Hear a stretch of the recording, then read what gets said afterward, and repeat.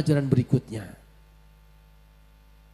Begitu sudah turun ke bumi, Adam diumumkan oleh Allah.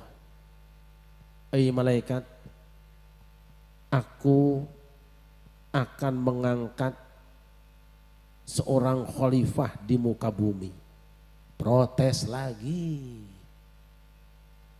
Ataj'alu fiha man yufsidu fiha wa yasfiku ad-dima wa nahnu nusabbihu bihamdika wa nuqaddisu lak? Qala inni a'lamu ma ta'lamun.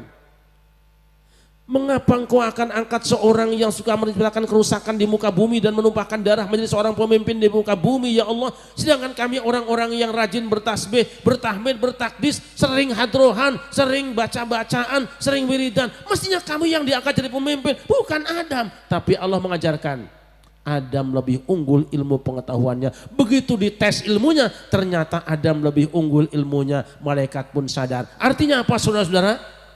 Sehebat-hebatnya ahli wiridan, ahli zikiran, sehebat-hebatnya turunan malaikat berasal dari cahaya, kalah nilainya daripada Adam. Kenapa? Karena Adam orang yang punya ilmu. Artinya ulama lebih tinggi nilainya daripada orang yang punya turunan mulia.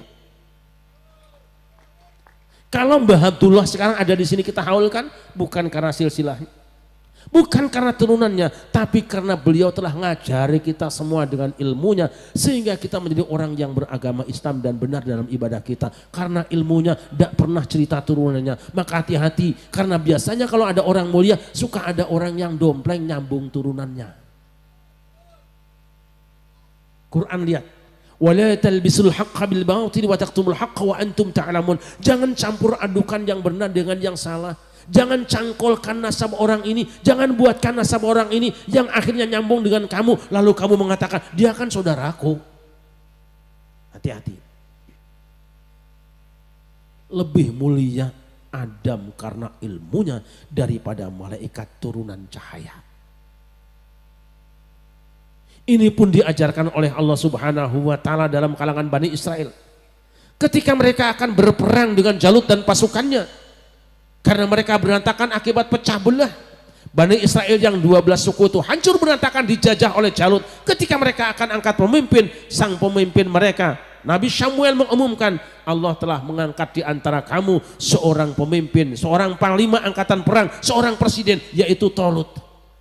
Protes Bani Israel. Anna yakunu lahul mulku alina wa nahnu ahaqqu bil mulki minhu wa lam yu'ta sa'atan minal mal.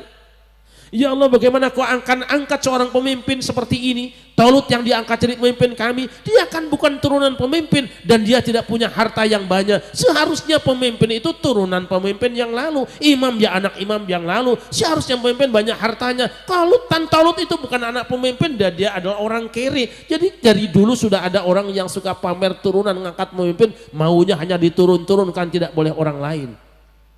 Tapi Allah jawab, Innallaha astafahu alaikum wa zadahu bastatan fil ilmi wal jismi. Allah mengangkat Talut jadi pemimpin bukan karena nasabnya, bukan karena hartanya, tapi dia unggul di atas rata-rata kamu dalam ilmu pengetahuan. Berarti ulama lebih mulia dari nasab.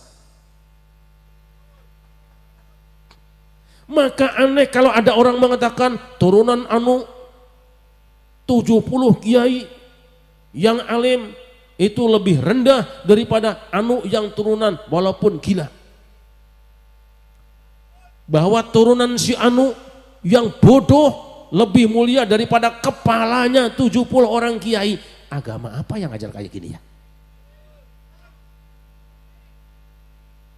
Hamba yang dimuliakan, kita malam ini bareng-bareng tahlilan, dongo, hadrohan, kita persembahkan pahalanya buat al-maghfurlah Mbah Dullah itu semata apa? Karena beliau telah membagi ilmu kepada kita semua. Kita rame-rame para pini sepuh kita kirim pahala karena mereka yang lebih layak kita kirim pahalanya. Saya sering mengatakan, bukan salah kita hadiah Fatihah dengan siapapun juga, tapi yang paling layak dikirimi hadiah Fatihah adalah orang tua kita sendiri dan guru-guru juga pini sepuh kita sendiri masing-masing di daerah kita. Kadang-kadang kita ngabsen para wali sampai 60 biji, dikirim juga kian santang, kian sinting, dikirim semua. Tapi orang tua sendiri, leluhur sendiri, sesepuh kampung yang membuka daerah ini, yang bimbing kita tidak pernah dikirim hadiah pahala. Apalagi sekarang banyak arwah-arwah hoak, saudara-saudara. Hati-hati. Saya sepakat dengan Pak Lurah bahwa acara ini akan terus dikembangkan, diramaikan supaya tambah keberkahan. Amin. Guyub antara PWI, guyub dengan NU, nanti guyub dengan pada suka, wis majukan kampung, dah usah mikiri orang lain. Gimana? Lah, Bani Israel mau perang wis ngangkat pemimpin, tapi pesan pemimpinnya apa? Innallaha mubtaliikum binahar. Hai pasukanku semua, Allah menguji kamu dengan air sungai. Faman syariba minhu falaysa minni. Siapa yang minum dari air sungai, dia tidak akan kuat jadi pasukanku. Wa man lam yat'amhu fa innahu minni. Dan siapa yang tidak mengambil makanan dari air sungai, dia tetap akan kuat jadi pasukanku. Maka saya ingatkan teman-teman semua, PWI-nya, NU-nya, hati-hati dengan orang yang mau ngambil air sungai di dalam organisasimu. Orang yang cuma ngambil air minum, tapi yakin siapa saja akan memanfaatkan ngambil minum, gak akan lama, pasti keluar nanti bikin wadah sendiri. Begitu ngelewat bu,